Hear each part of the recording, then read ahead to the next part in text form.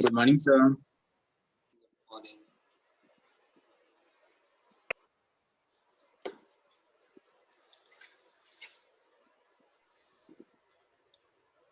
Good morning sir. Good morning. Question बनाओगे आज? Morning sir.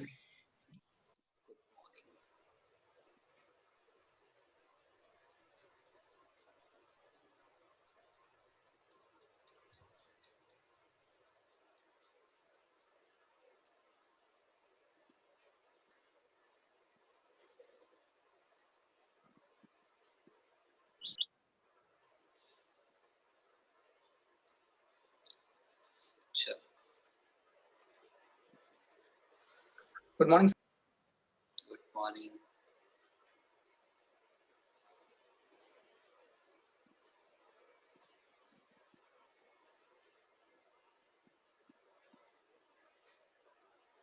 हम लोग कर्व स्टार्ट कर दिए थे क्या?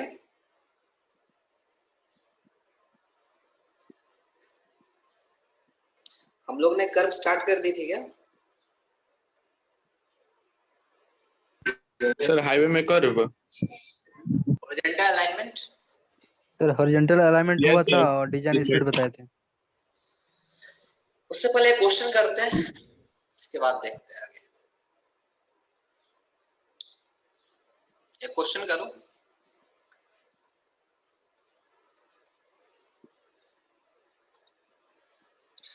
लिखिए,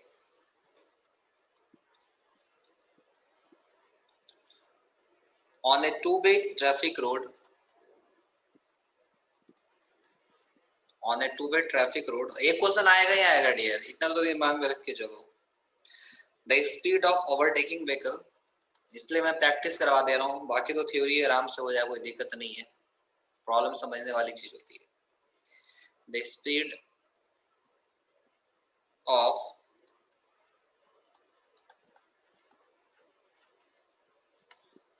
the speed of, ये क्या होता है,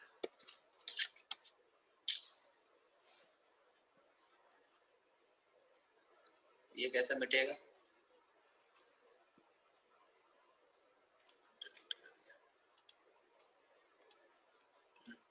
speed of overtaking vehicles are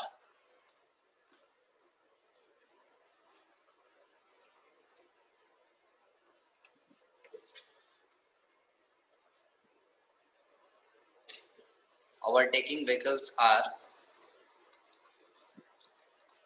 100 kilometer per hour and 50 kilometer per hour.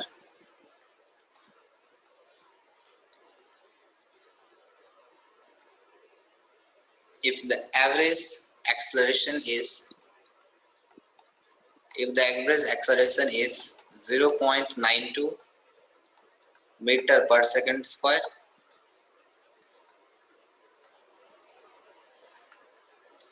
determine the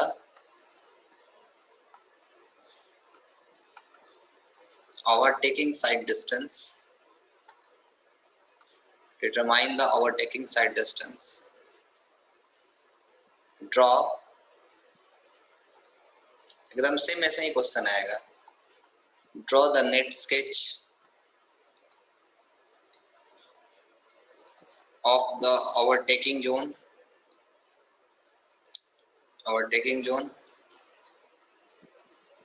And show the position of the signpost.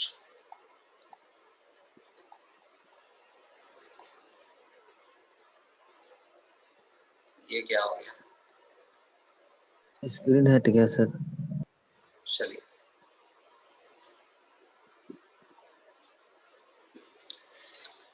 Solve कीजिए इसको, take your time, solve.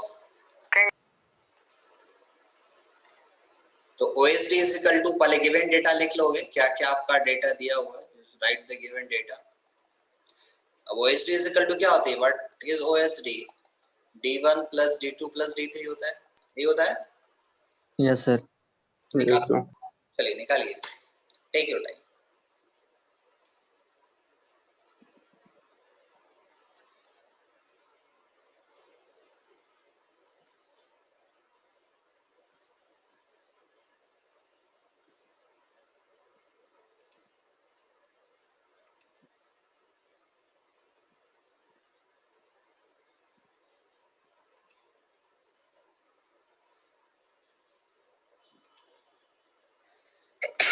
Sorry.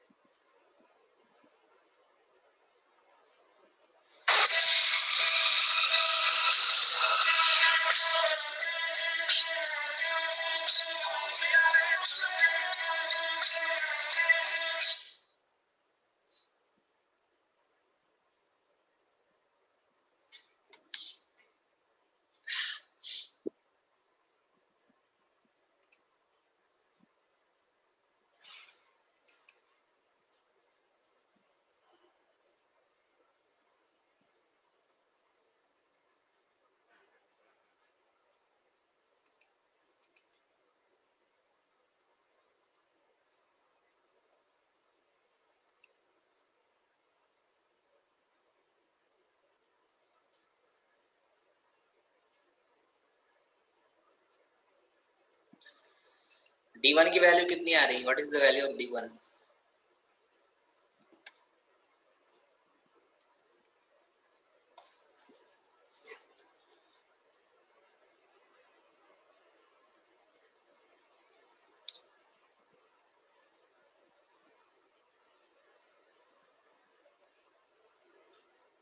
D1 की value कितनी आ रही?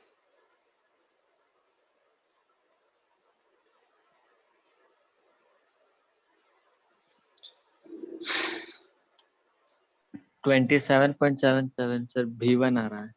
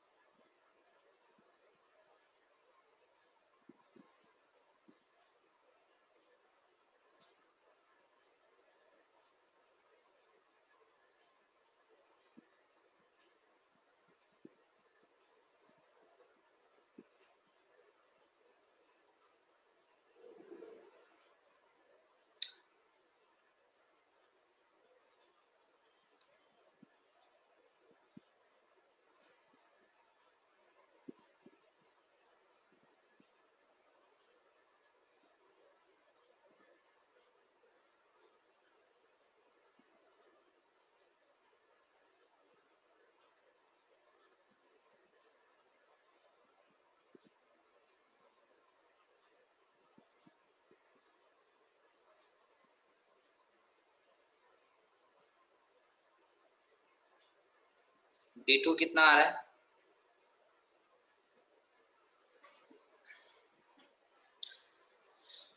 चलो मैं डायरेक्ट सॉल्व करता हूँ, given data आप लोग लिखेंगे।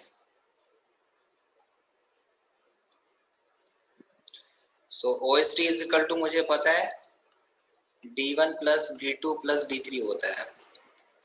सो VV इज इक्वल टू यहाँ पे कितना दिया हुआ है? What is the VV? VV कितना दिया हुआ है? VV की वैल्यू कितनी दी हुई है? 50। ये सब 50 पड़ा हुआ।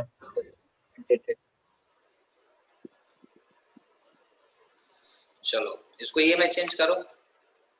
180.5 13.88 मीटर पर सेकंड। 13.88 मीटर पर सेकंड। ओके, तो चेंज करने के लिए मैंने किया 50 बाई 3.6 इक्वल टू, या इसको जब 5 बाई 18 बाई 5 को करोगे ना तो इतना ही आएगा मीटर पर सेकेंड में। तो ये आपका कितना हो गया? What is the value? ये आपकी निकल के आ गई 13.88 मीटर पर सेकेंड आ गया। डिजाइन स्पीड दिया हुआ है 100 kilometre per hour. Small v की वैल्यू निकाल दो, कितना आ गया? ये कितना आ गया? 27.77 मीटर पर सेकेंड लिख सकते हैं। एक्सेलरेशन आपका कितना दिया हुआ है? 0.92 मीटर पर सेकंड स्क्वायर।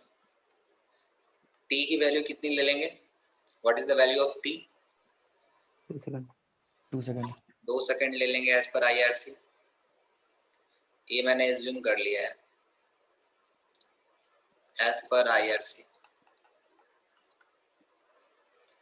तो ये भी निकल के आती है। तो D1 की वैल्यू निकाल दो। क्या होता है D1 का वैल्यू? VB इंटू टी होता है। तो VB का वैल्यू कितना है? 13.88 इंटू 2 कितना आ गया ये? 15.88 27.88 कितनी आएगा मीटर। D2 इजिकल टू मेरा क्या होता है? B प्लस 2S होता है। इसको ऐसे भी लिख सकते हैं VB into T plus 2S। सही है, लिख सकते हैं, लिख सकते yes sir. नहीं लिख सकते हैं। This one is capital T। Yes और नो? ये होता है ना। और कैपिटल T स्मॉल t में yes difference sir, capital T होता है सर। तो ये बात को ध्यान में रखने का, नहीं तो एग्जाम में गलत करके आओगे, बोलोगे मैं तो सही बना के आया हूँ, लेकिन वहां पे सब गलत करके आओगे। तो ये सब सारी चीजों को ध्यान रखना। तो 0.7 VB की वैल्यू कितनी आई हुई है? What is the value of VB? 13.88 plus 6 कितना आ गया इसका value? What is the value of S? S की वैल्यू कितनी है? 15.796 15.7 71 71 6 6 मीटर। उसके बाद क्या करना है? We have to calculate the value of T. क्या होता है? 4s by A root over 4s की वैल्यू आ गई 15.716। एक्सेलरेशन कितना दिया हुआ है? 0.9। टी का वैल्यू निकाल बताओ सेकंड में कितना आ रहा है? Calculate the value of T. 8.266 8.266। ठीक है, इतनी आ रहा है 8.266 सेकेंड। चलो निकाल दो D2 का value. Calculate the value of D2। So D2 is equal to मेरा कितना हो जाएगा? VB into T plus 2S होता है। तो VB का वैल्यू कितना है? 13.88 इंटू 8.266 प्लस 2 इंटू S का वैल्यू है 15.7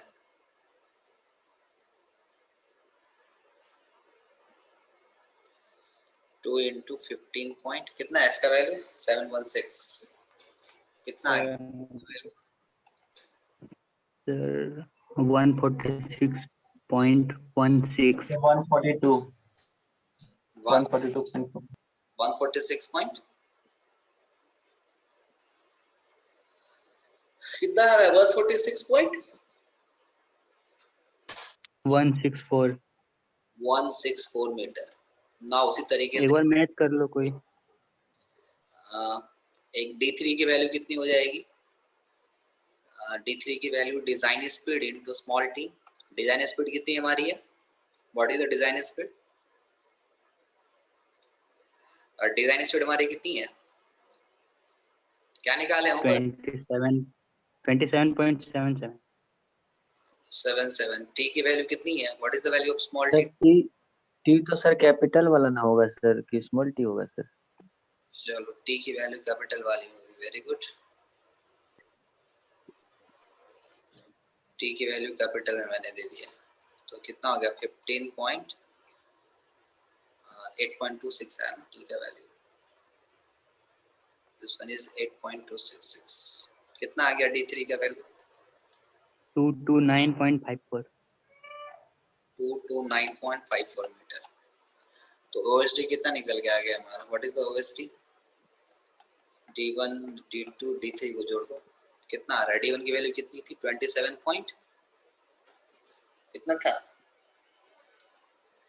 D1 की वैल्यू कितनी थी? 27.88 D2 मेरा आ गया 146.164 और D3 का वैल्यू 229.54 आया था ना, 84 आया था, 84 आया था। तो OSD का वैल्यू था तो कितना आ रहा है? What is the value of OSD? So total OSD कितनी आ गई? जोड़ो कितना आ रहा है ये? सर मेरा आ रहा है 403.59। Yes, sir. तो इतना मीटर आ गया, तो टोटल OSD इतनी आ गई। आपको क्या बोल रहा है? स्केच भी ड्रॉ करनी है ओवरटेकिंग जोन का। तो ओवरटेकिंग जोन का आपको स्केच भी ड्रॉ करना है। उसके लिए आपको क्या चाहिए? मिनिमम एंड डिजायरेबल OSD चाहिए। यस और नो? सो D3 में अलग आ रहा था सर, ना 229.13। तो सर सारा फिर चेंज हो जाएगा। ये गलत है क्या? ये टोटल OSD तो जो है? D3 है ना सर, हाँ D3 सर, D3 सर हाँ, 229.13। तो कोई यस दिक्कत। सर भाई, 84 ले लिया किसी का आया थोड़ा सा वेरी करेगा सर, कर लेंगे ठीक है।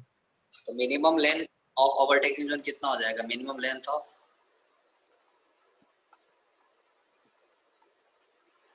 कितना होता है? Minimum length of overtaking zone So 3 into OSD.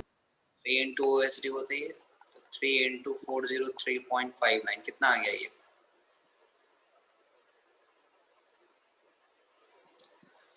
कितना आ गया?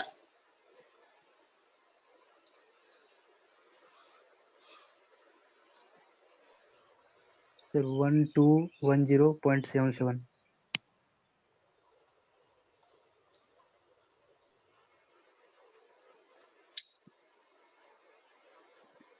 डिजायरेबल लेंथ कितना होता है? 5 into 5 OSD. times 5 into 5 OSD. into 8। तो 5 इंटू 403.59 कितना आ गया ये? 2017.95। कितना कितना आ रहा है? 2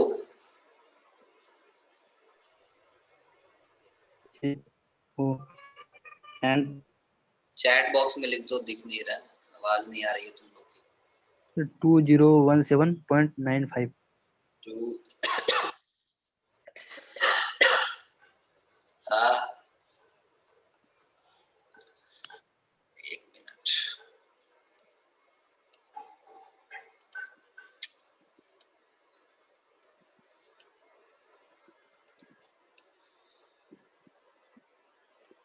चैट बॉक्स तो तुम लोग को भी दिखता होगा फिर तो। चैट बॉक्स Yes, आप sir. Everyone. Yes, sir. Yes, ये लग... एवरीवन Yes, sir. वाला हम लोग को। अच्छा, तो आप लोग को खुद दिख रहा होगा, मतलब मेरा चैट, मेरा स्क्रीन शेयर वाला नहीं दिख रहा है ना? या मेरा तो वो भी दिख रहा नहीं सर, आपका स्क्रीन वाला नहीं दिख रहा सर। आपका स्क्रीन वाला नहीं दिखेगा सर। पता नहीं, मुझे उतना आइडिया नहीं है। चलो आगे देखते हैं। जोन ड्रॉ करना है, ड्रॉ द जोन। जोन मैंने ड्रॉ कर दी है, तो सिंपल वे में मैं ड्रॉ कर देता हूँ। सिंपल वे में मुझे ड्रॉ किया।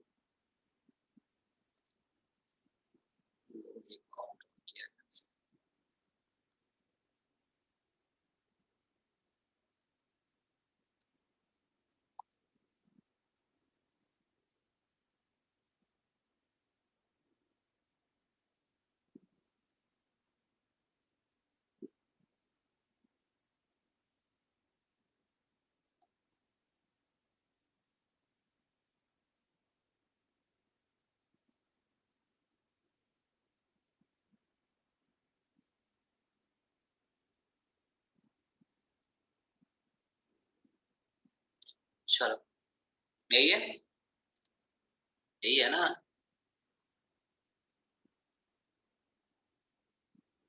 ये सेंटर से निकल, दोनों साइड के लिए मैं बना देता हूँ।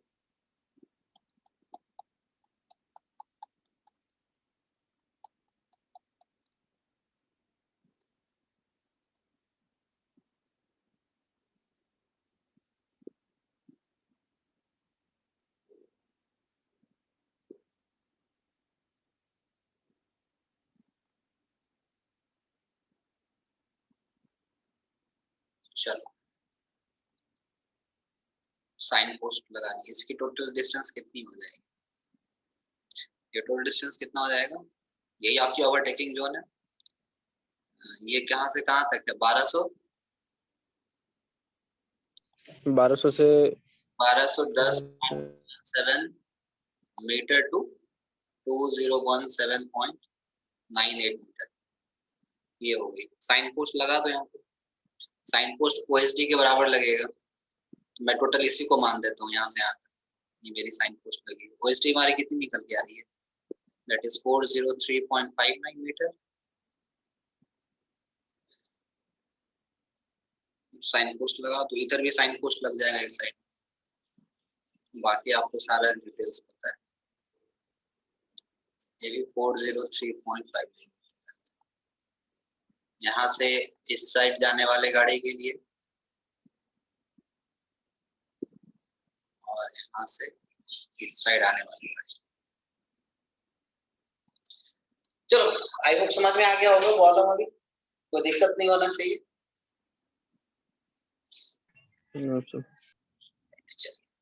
अब कहाँ थे प्रीवियस क्लास में हम लोग? D2 दिखेगा हल्का सा क्या? सर D2 D2 एक बार दिखाऊं। सी D2 आपका यहाँ से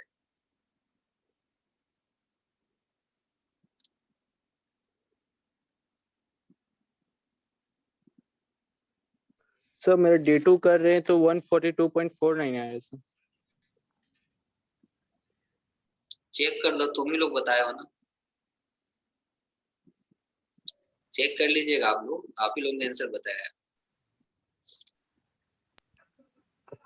आपका एस का वैल्यू कितना आ रहा था डियर? एस की वैल्यू कितनी आ रही है? इसकी वैल्यू थी 15.76 हाँ तो 716। टी का वैल्यू 1.226 आएगा जो डेटा पुट किए हो यहाँ पे आप। तो उसे पुट करोगे तो D2 को वैल्यू इतनी आनी है। एक बार कैलकुलेटर की सेटिंग चेक कर लो, इतना डिफरेंस नहीं आना चाहिए 3 पॉइंट। चलो चेक कर लेना। तो ये हम लोग डिजाइन स्पीड हॉरिजॉन्टल अलाइनमेंट पढ़ रहे थे ना। डिजाइन स्पीड सर अब सिर्फ लिखवाए थे सर, बताना बाकी था। और डिजाइन स्पीड तो मैं बता दिया था डियर। डिजाइन स्पीड तो मैं इससे पहले वाले में बताया था कि डिजाइन स्पीड कैसे यस सर। है, इसको तो बताने हाँ सर, हाँ सर, हाँ सर, याद आ गया। सेव कीजिए। चलिए अब ये तो डिजाइन स्पीड हो गई। अब बात कर लेते हैं न्यूमेरिकल पॉइंट ऑफ व्यू से हम कैसे एनालिसिस करते हैं कर्व के ऊपर। तो उससे पहले जान लो कि कर्व क्या होता है और कितने टाइप्स के कर्व होते हैं। तो कर्व कितने टाइप के होते हैं, आइडिया है किसी को?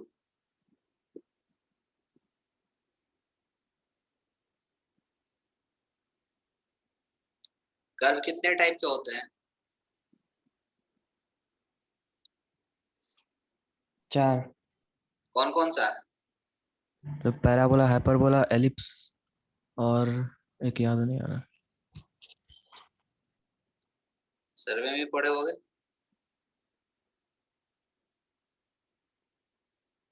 चलिए तो कर्व के बारे में भी कुछ बेसिक नॉलेज में दे देता हूँ। छोड़ो, कर्व पढ़नी नहीं है, आप लोग को सर्वे में पढ़ो, इसको छोड़ देते हैं। कर्व के आगे हम सर हाँ जी इसकी सर एक प्रॉब्लम था सर। हाँ बोलिए। सर ये विकास सर का क्लास में सर नेटवर्क पूरा इशू करता है सर। अभी तो इशू नहीं होना चाहिए, तो कॉलेज का नेट आ गया, सही चलेगा कॉलेज का मेरे ख्याल से। और सर हम लोग बोलते हैं तो सर हम ही लोग को उल्टा सुनाने लगते हैं सर कि तुम लोग का मतलब हमको तो सब सही दिख रहा था सर, कैसे होगा सर? ठीक है आज मैं बोलता हूँ। अभी तो नेटवर्क आई थिंक इशू नहीं होना चाहिए कॉलेज का नेट में। अभी पहले तो था वोडाफोन का कनेक्शन, अभी तो जियो का कनेक्शन आ गया मेरे ख्याल से। तो पता नहीं सर, विकास सर के क्लास में बहुत प्रॉब्लम होता है, कुछ दिखता नहीं है सर। तो बोलते हैं हम लोग, तो बोलता है कि तुम झूठ बोल रहे हैं, सबको सुना देते हैं। बोलता है कि यहाँ पे तो ठीक दिख रहा है, अब सर का स्क्रीन सर में तो विश्वास भी नहीं करते दिखेगा सर नहीं। हम लोग पर। ठीक है मैं देखता हूँ।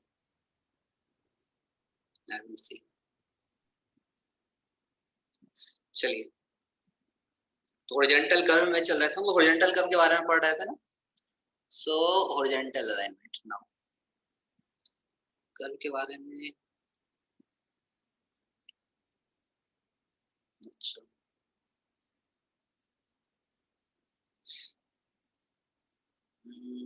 चलो, आई थिंक कर्व्स के बारे में कुछ आइडिया दे देना चाहिए आप लोग को। चलिए पढ़ लो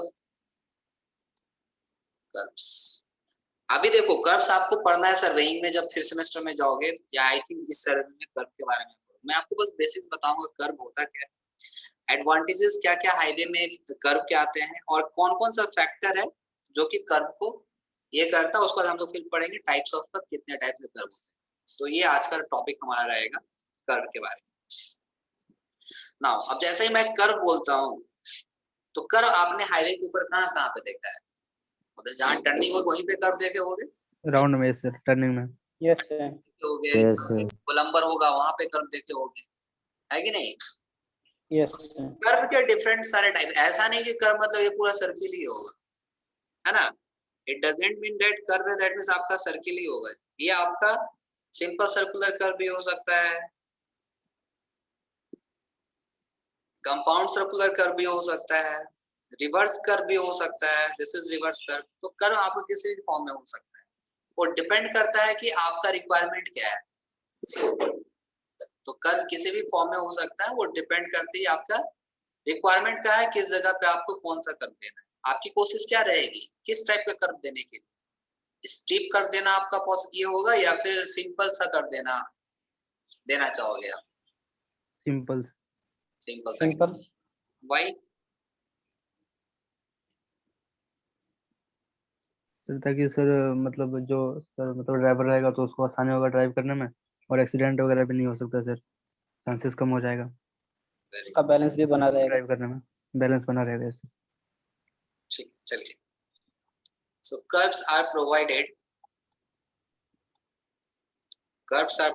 in highways,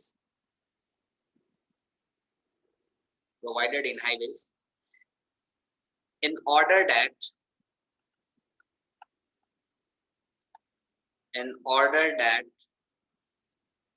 the change of direction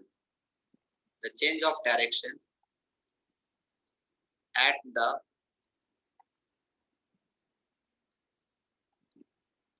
the intersection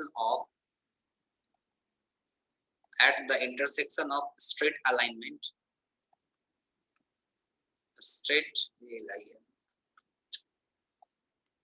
at the intersection of a straight alignment,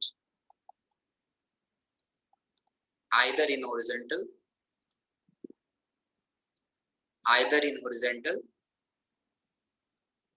or vertical plane,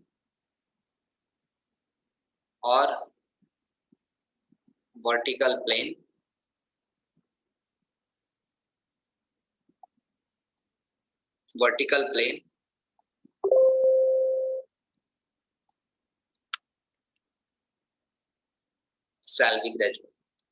मतलब अब ये जो कर्व है, आप हॉरिजॉन्टल अलाइनमेंट में भी दे सकते हो, इवन वर्टिकल अलाइनमेंट में भी दे सकते हो। क्लियर है? अब जब मैं बोलता हूँ हॉरिजॉन्टल अलाइनमेंट, तो हॉरिजॉन्टल अलाइनमेंट आप देख रहे हो कि जहां पे आपका सर्किल आ गया, जहां पे आपको टर्निंग आ गई, वहां पे आप दे दोगे हॉरिजॉन्टल अलाइनमेंट।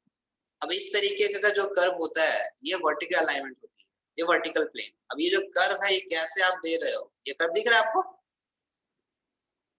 तो इस curve Yes, sir. Yes sir. Curve भी है, तो इस कर्व को आप कैसे एनालाइज करते हो, उसके ऊपर भी डिपेंड करती है आपकी कर्व के टाइप्स। ठीक है, अब ये बेसिकली से क्यों दे रहे हैं? डायरेक्शन को चेंज, जहां पे आपको जरूरत है डायरेक्शन चेंज करना है, वहां पे कर्व देना ही पड़ेगा। बिना कर्व दिए आप डायरेक्शन को चेंज नहीं कर सकते। तो ये चीजें लिखी है। नाउ नेसेसिटी ऑफ कर्व आया क्यों? What are the reason so that curve must be there? Curve वहां पे होना चाहिए, क्या क्या रीजन आया? पहला, एक एक करके बोलते जाओ, क्या द रीजन है, द नेसेसिटी? सर टोपोग्राफिकल वजह से। हो सके आगे का टोपोग्राफी कुछ अलग हो, जहाँ से हम लोग रोड ले रहे वहां से अलग हो। The necessity of curve arises due to the following reason.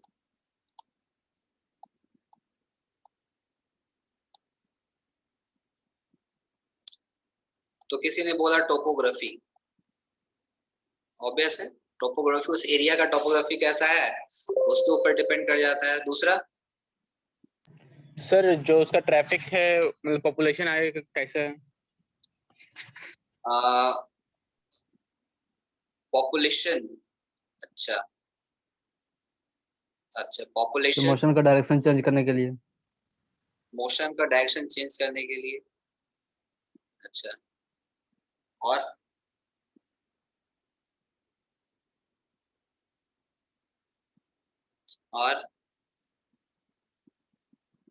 ये रास्ता जा रहे हो, suppose this is your highway, बीच में मंदिर आ गया, कोई मोन्यूमेंट्स आ गया, क्या करोगे? यहाँ से मोड़ दोगे,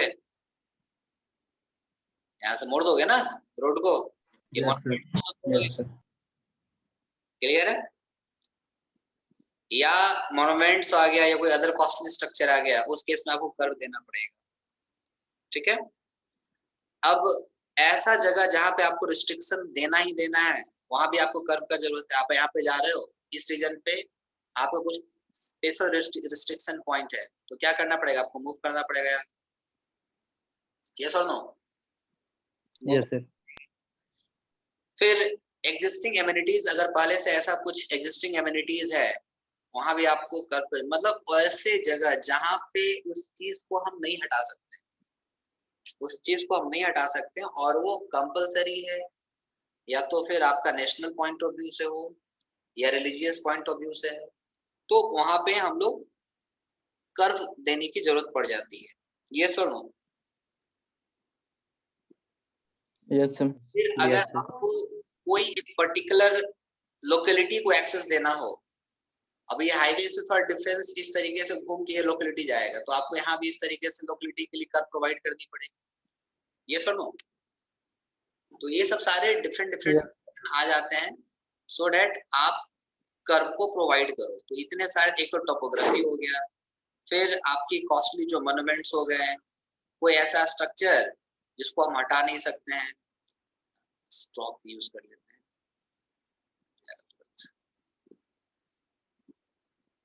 तो इन सब सारी जगहों पे हम लोग कर्व को प्रोवाइड करते हैं।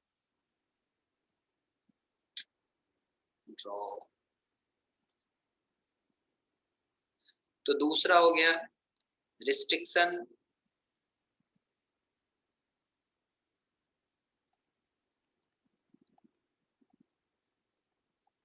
रिस्ट्रिक्शन imposed by properly, एक जगह पे आपको रिस्ट्रिक्शन करना है, वहां पे कर्व दे दो।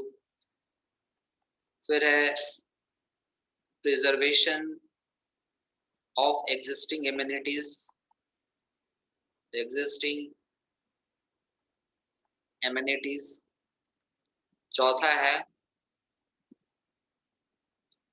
Avoidance of existing, avoidance of existing religious, कोई मॉन्यूमेंट्स आ गया, monumental and other costly structure and other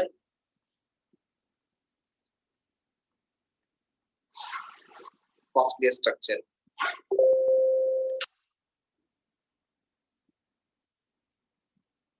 Five, to provide access, to provide access to a particular locality, to a particular locality. तो ये सब सारे reason हो सकते हैं। Yes और नो? यस और no? Yes sir. Yes sir, yes sir. Of curve देख लेते हैं, what are the advantages of curve.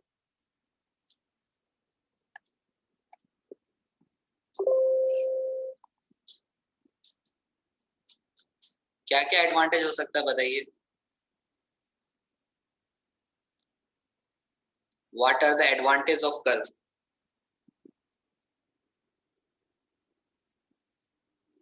सोच के बताइए।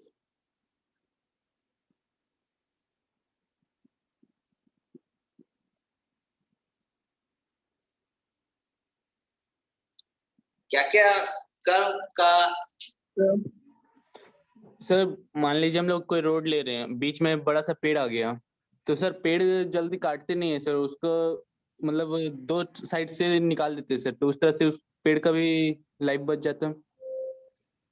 हाँ ठीक है, वो भी सही है। बोल सकते हैं कि जो मोनूमेंट्स है उसको अवॉइड करने के लिए तो मैंने कर दिया है, उसका एडवांटेज क्या है? मोनूमेंट्स वगैरह हमारे सेफ हो जाएंगे, that's it। और कुछ? सर मेरा कॉस्ट भी कम हो सकता है। कॉस्ट कम नहीं आएगा, जब आप कर्व दोगे तो वहाँ पे कॉस्टिंग आपकी बढ़ जाएगी,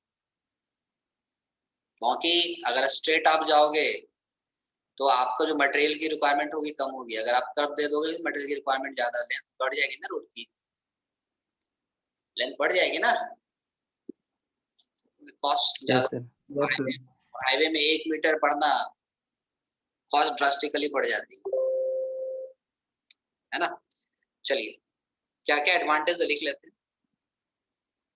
पहला एडवांटेज है they provide comfort to the passenger।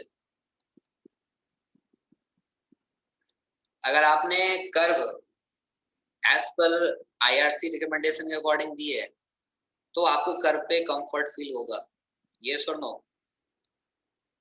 Comfort to the passenger if there is an abrupt change in the direction,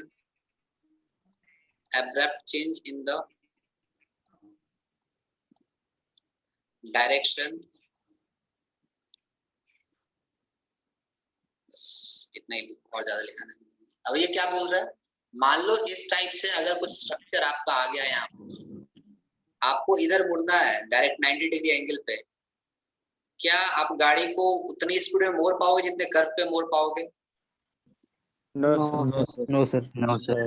आप उतनी स्पीड में आप मूव करोगे तो आपकी गाड़ी ड्रिफ्ट कर जाएगी। NFS मोस्ट वांटेड खेल रखे हो सब कोई, तो गाड़ी वहां पर ड्रिफ्ट कर जाएगी, पैसेंजर को अनकंफर्ट फील होगा, तो वहां पे कर्व की जरूरत हो जाएगी। अगर उस पर्टिकुलर केस में हम कर्व प्रोवाइड करते हैं तो वहां के जो पैसेंजर है क्या होगा, कंफर्ट फील करेंगे। यस और नो? Yes sir. चलिए एक और है साइकोलॉजिकल पॉइंट में लिखा रहा हूं मैं, साइकोलॉजिकल पॉइंट में लिखा रहा हूं, they help to avoid mental strain induced by the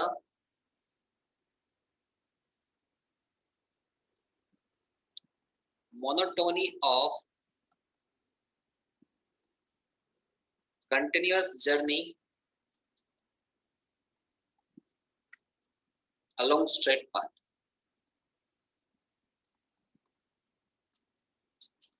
ठीक है, वैसा होता है क्या? ये साइकोलॉजिकल पॉइंट है। कहने का मतलब कि अगर आप रेगुलर सीधी रेखा में जा रहे हो, स्ट्रेट पाथ पर ट्रेवल कर रहे हो, तो एक अजीब टाइप से आपका माइंड में स्ट्रेन आ जाएगा, अरे सीधे जा रहे हैं, सीधे जा रहे हैं। यस और नो?